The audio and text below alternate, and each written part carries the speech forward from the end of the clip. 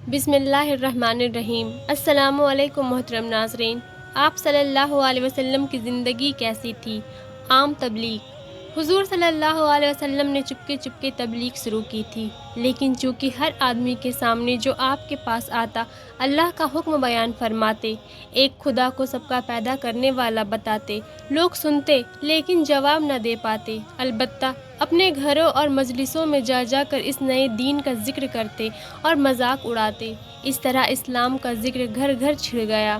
لوگ سن سن کر حیران بھی ہو رہے تھے اور غصے سے دانت بھی پیستے، لیکن یہ پتہ نہ چلتا تھا کہ کون کون مسلمان ہو گئے ہیں، اس لیے چپ رہ جاتے۔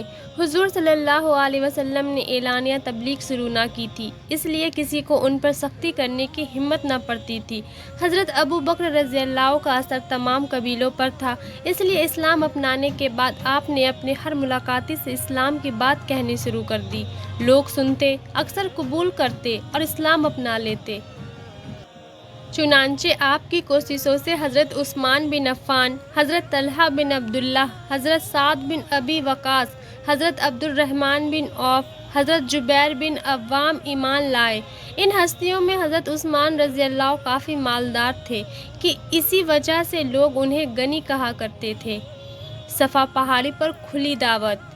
کچھ دنوں کے بعد حضور صلی اللہ علیہ وسلم صفا پہاڑی پر چڑھ گئے اور اونچی آواز سے ایک ایک قبیلے کا نام لے کر پکارنا شروع کیا۔ حضور صلی اللہ علیہ وسلم کی آواز سنتے ہی تمام قبیلوں کے سردار، رئیس، امیر، غریب جمع ہو گئے۔ عرب میں طریقہ تھا کہ جب کسی کو کچھ کہنا ہوتا تو کسی اونچی جگہ پر چڑھ کر لوگوں کو بلاتا، جب سب آ جاتے تو جو کچھ کہنا ہوتا کہہ دیتا۔ حضور صلی اللہ علیہ وسلم نے بھی صفا پہاڑی پر چڑھ کر مکہ والوں کو بلایا۔ جب قریب سب لوگ آ گئے تو آپ صلی اللہ علیہ وسلم نے پوچھا، لوگو تم مجھے کیا سمجھتے ہو؟ ہر طرف سے آوازیں آئی، آپ امین ہیں، کبھی آپ نے خیانت نہیں کی، آپ صادق ہیں، کبھی آپ جھوٹ نہیں بولے۔ آپ صلی اللہ علیہ وسلم نے فرمایا، اگر میں تمہیں یہ خبر دوں کہ صبح کو یا شام کو دشمن کا حملہ ہونے والا ہے تو کیا تم مجھ کو سچا جانو گے؟ سب نے ایک زبان ہو کر کہا، بے شک سچا جانیں گے، کیونکہ ہم نے آپ کو ہمیشہ بات کا سچا پایا ہے۔ آپ صلی اللہ علیہ وسلم نے فرمایا، اچھا سنو، عذاب الہی نزدیک آ گیا ہے، تم خدا پر ایمان لاؤ، بتوں کی پوجا چھوڑ دو تاکہ عذاب الہی سے بچ جاؤ۔ یہ سنتے ہی پورے مجمع میں شور مچ گیا۔ اپنے معبودوں کے خلاف سنتے ہی کفار جھنجھلا اٹھے، بگڑ گئے۔ ابو لہب ہنس پڑا، اس نے کہا، تم مجھ پر ہلاک ہو، نعوذ باللہ، کیا تم نے اس لیے جمع کیا ہے؟ لوگ اتنے بگڑ گئے کہ آپ صلی اللہ علیہ وسلم پر حملے کا ارادہ کر لیا۔ یہ الگ بات ہے کہ حملہ کرنے کی ہمت نہ پڑی۔ ہمت نہ پڑنے کی وجہ یہ تھی کہ حضور صلی اللہ علیہ وسلم بنو ہاشم خاندان سے تھے، جو قریش کا سب سے محترم قبیلہ مانا جاتا تھا، اور اس کے کسی آدمی پر حملہ کرنا آسان نہ تھا، اس لیے سب تیش و تاب کھا کر رہ گئے۔ حضور صلی اللہ علیہ وسلم نے صفا پہاڑی پر تشریف لے جا کر مکہ سے تمام قبیلوں کو بلا کر اللہ کا پیغام پہنچایا اور صاف صاف کہہ دیا کہ اللہ کا عذاب قریب آنے لگا ہے، ایک اللہ پر ایمان لے آؤ، اس پر جو سب کا پیدا کرنے والا ہے، جو پتھر کے اندر رہنے والے کیڑے کو بھی روزی دیتا ہے، جو آگ میں اور سمندر میں رہنے والے جانوروں کو بھی زندہ رکھ سکتا ہے۔ عبادت کے لائق وہی ہے جس نے سب کچھ بنایا ہے۔ بتوں کی عبادت چھوڑ دو، ان بتوں کو جن کو نادانی سے تم اور تمہارے باپ دادا پوجتے ہیں۔ یہ بت نہ خدا ہے، نہ خدا کے دربار میں ان کی پہنچ ہے، انہیں تم نے اپنے ہاتھوں سے بنایا ہے، جنہیں تم خود بناؤ وہ تمہارے خدا کیسے ہو سکتے ہیں؟ پھر یہ باتیں کب کہی؟ اس وقت جبکہ تمام مکہ اور سارا عرب اور عرب کا کونا کونا بت پرستی کی لعنت میں گرفتار تھا۔ صدیوں سے لوگ بتوں کو خدا مان کر پرستش کر رہے تھے، کبھی کسی نے بت پرستی کے خلاف آواز نہ اٹھائی تھی، اس لیے کوئی بھی آدمی بتوں کے خلاف ایک لفظ بھی سننے کو تیار نہ تھا۔ بت پرستی کے خلاف بولنے والے کی زندگی بھی خطرے میں تھی، مگر آپ نے کسی قسم کے خطرے کی پرواہ نہ کی، اس لیے کہ آپ کو اللہ پر بھروسہ تھا۔ اسی بھروسے نے آپ کو حوصلہ بڑھا دیا تھا۔ یہ حوصلہ وہ تھا جب آپ صفا کی پہاڑی پر چڑھ کر اسلام کی دعوت دے رہے تھے۔ اگرچہ آپ اس وقت کامیاب نہ ہوئے، لیکن آپ کو پیغام پہنچانے کی خوشی بھی تھی۔ اب مسلمانوں کی تعداد بڑھ کر 40 ہو گئی تھی، اس لیے آپ اور آپ کے ساتھی سبھی اسلام کی تبلیغ میں لگ گئے۔ ایک دن آپ نے حضرت علی رضی اللہ سے کہا کہ دعوت کا آسمان کرو اور تمام قریبی رشتہ داروں کو بلا لاؤ۔ حضرت علی نے دعوت کا سامان کیا اور تمام رشتہ داروں کو بلا لائے۔ چنانچہ تھوڑی دیر میں لوگ آنا شروع ہو گئے۔ عباس، حمزہ، ابو لہب، ابو جہل، ابو طالب، ولید اور بہت سے لوگ آئے۔ سب کے سامنے کھانا چنا گیا، سب نے اطمینان سے کھایا۔ جب کھانا کھا چکے تو حضور صلی اللہ علیہ وسلم نے کھڑے ہوئے اور آپ نے فرمایا، میرے بزرگوں، جو کچھ میں کہوں اسے ٹھنڈے دل سے سنو اور اس پر غور کرو۔ یہ خیال نہ کرو کہ میری یہ باتیں تمہارے مذہب کے خلاف پڑ رہی ہے یا نہیں۔ دیکھو، تم بتوں کو پوجتے ہو اور بتوں کو انسان نے بنایا ہے۔ کیا انسان کی بنائی ہوئی چیز بھی انسان کا خدا ہو سکتی ہے؟ پھر بت بھی بہت ہے۔ اگر دنیا میں اتنے خدا ہو جائیں تو دنیا کا نظام قائم نہیں رہ سکتا۔ یہ خیال بھی صحیح نہیں کہ پتھر کے بت خدا کے دربار میں سفارش کریں گے۔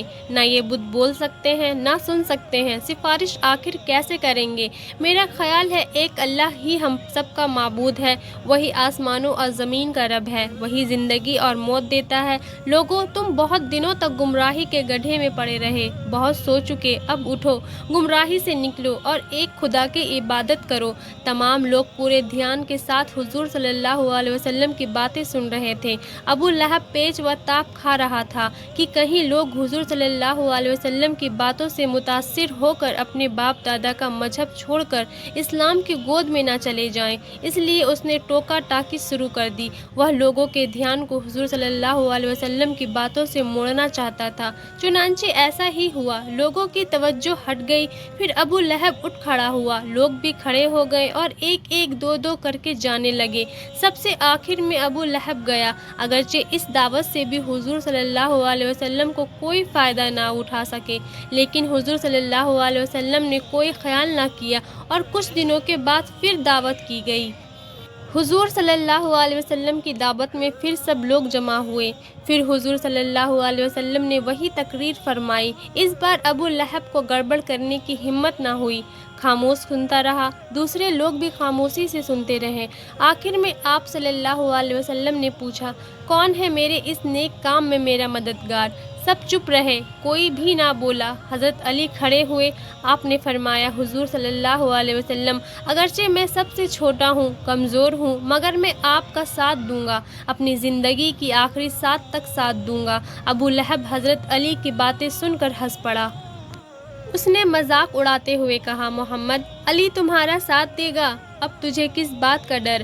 حضور صلی اللہ علیہ وسلم نے کہا، تم مذاق اڑاتے ہو تو ٹھیک ہے، کچھ دن اور اڑا لو، پھر خود ہی رو گے، پچھتاؤ گے۔ آپ نے جوش میں آ کر کہا، سنو اور کان کھول کر سنو، ایک نہ ایک دن پورا عرب بتوں کی پوجا چھوڑ کر رہے گا اور اسلام کا سورج چمک اٹھے گا۔ ابو لہب ہنستا ہوا اٹھا اور چلا گیا، اس کے ساتھ ہی تمام لوگ اٹھے اور چلے گئے۔ آج کی دعوت کا بھی کوئی مفید نتیجہ نہ نکلا۔ اب آپ صلی اللہ علیہ وسلم نے یہ طریقہ بنا لیا کہ جب نماز کا وقت ہوتا، خانہ کعبہ میں جاتے اور نماز پڑھنے کے بعد بت پرستی کے خلاف زور شور سے باز فرماتے۔ اس سے کافروں میں غصہ پھیل گیا، ہر بت پرست آپ کا جانی دشمن ہو گیا۔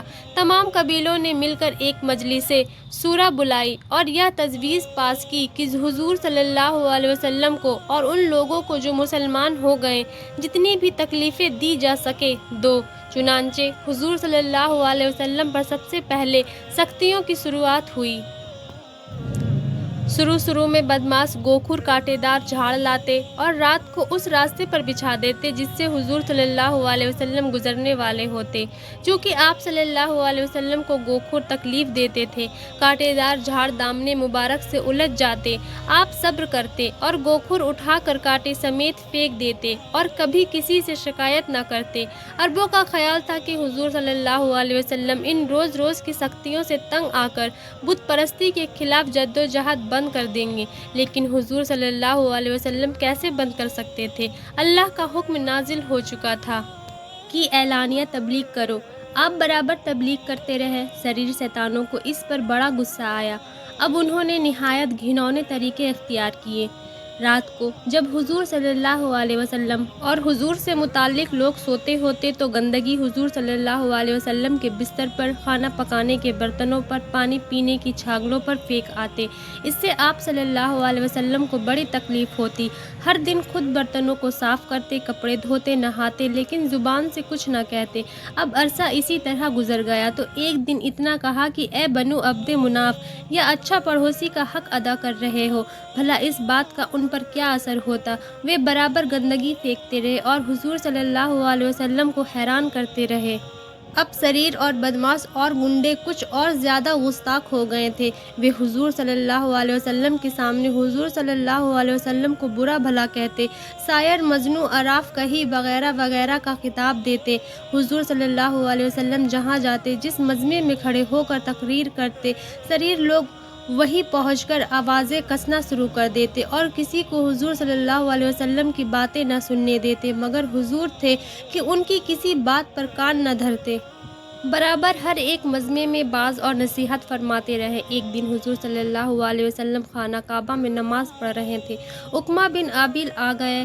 اس نے آپ صلی اللہ علیہ وسلم کے گلے میں چادر ڈال کر اتنا ایٹھا کہ آپ کا دم گھٹنے لگا، آنکھیں ابل آئیں اور مبارک چہرہ لال ہو گیا۔ اتفاق سے حضرت ابو بکر رضی اللہ ادھر سے آ نکلے۔ آپ عقبہ جھپٹے اور اسے دھکیل کر ایک طرف کر دیا۔ اس بیچ بہت سے لوگ جمع ہو گئے۔ حضرت ابو بکر رضی اللہ نے بلند آواز میں کہا، کیا تم ایسے آدمی کو قتل کرتے ہو جو کہتا ہے کہ میرا رب اللہ ہے؟ یہ سنتے ہی تمام قریش کے لوگ حضرت ابو بکر رضی اللہ پر جھپٹ پڑے اور انہیں مارنے پیٹنے لگے۔ قریش کے لوگ غصے سے پاگل ہو رہے تھے۔ اتنے میں کچھ نیک دل لوگ آ نکلے اور انہوں نے کہہ سن کر حضرت ابو بکر رضی اللہ کی جان بچائی۔ اسی طرح ایک دن حضور صلی اللہ علیہ وسلم حرم شریف میں نماز پڑھ رہے تھے۔ بہت سے لوگ آپ کے پاس جمع ہو گئے۔ جب آپ نماز پڑھ چکے تو آپ کی شان میں گستاخی کرنے لگے۔ حضرت حارث بن اعلیٰ قریب ہی تھے، وہ آ گئے اور انہوں نے سریر شیطانوں کو باز رکھنا چاہا۔ لوگ ان پر ٹوٹ پڑے اور انہوں نے اسی جگہ شہید کر دیا۔ حضور صلی اللہ علیہ وسلم کو ان کی شہادت کا بڑا افسوس ہوا۔ اسلام کی راہ میں یہ پہلا خون تھا جس سے زمین رنگین ہوئی، کیونکہ حضور صلی اللہ علیہ وسلم تنہا تھے، کوئی یار و مددگار نہ تھا۔ تمام مکہ والے اس بات کو خوب جانتے تھے، اس لیے شیطانوں کی گستاخیاں دن و دن بڑھتی جاتی تھی۔ ناظرین، ویڈیو پسند آئی ہو تو اسے اور لوگوں تک لازمی پہنچائیں۔ اللہ حافظ۔